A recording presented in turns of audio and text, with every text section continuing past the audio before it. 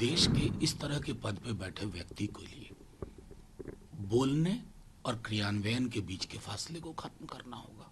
Rape, दुष्कर्म जैसे जघन्य अपराध को पॉलिटिकल चश्मा नहीं लगना चाहिए। किसको किसको सुना है योगी जी ने?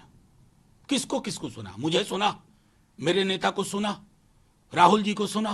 कान में रुई, आंख पे मोटा चश्मा लगा करके मत देखिए योगी जी।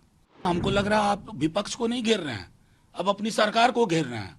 जो प्रधानमंत्री का बयान है उसको कोलकाता में हुई घटना से भी जोड़ा जा रहा है, क्या कहना है आपका? देखिए, प्रधानमंत्री जी ने जो कहा, मुझे बता दीजिए देश में कोई भी एक आदमी उनसे अलग राय रखता हो, कोई भी एक आदमी।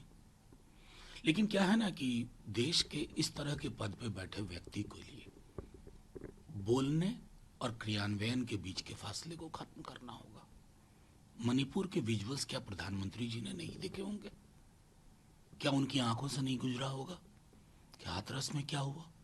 क्या उनके स्वयं के गृह राज्य में बिल्किस के रेपिस्ट को माला जब पहनाई गई हो तो प्रधानमंत्री जी को पीड़ा नहीं हुई?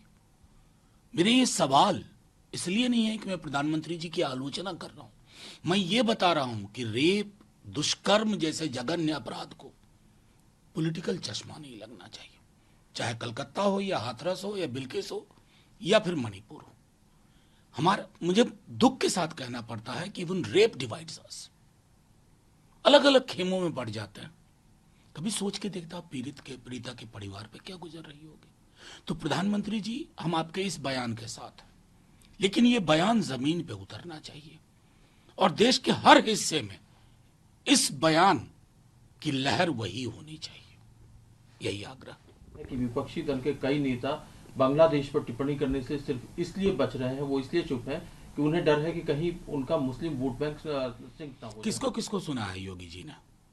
किसको किसको सुना? मुझे सुना, मेरे नेता को सुना, राहुल जी को सुना। मतलब कान में रुई, आंख पे मोटा चश्मा लगा करके मत देखिए योगी जी। और सबसे बड़ी बात है ना, हमको लग रहा है आप विपक्ष को नहीं घेर रहे हैं, अब अपनी सरकार को घेर रहे हैं। और किसको घेर रहे हैं ये सब जानता है कि बीजेपी में आपका कंपटीशन कहां चल रहा है। एक एक व्यक्ति परेशान है। बंगाल से ममता जी ने तुरंत कहा, हमारे नेता ने कहा। और एक बात और जानिए योगी जी, दक्षिण एशिया का एक चरित्र है और ये मैं बार बार कहता हूं, हम तीनों एक ही देश थे। एक देश में माइनॉरिटीज के प्रोटेक्शन के लिए जो निजाम, जो मिजाज हम इस्टेब्लिश करेंगे, वो दूसरे लोगों को मानने पे मजबूर होना पड़ेगा।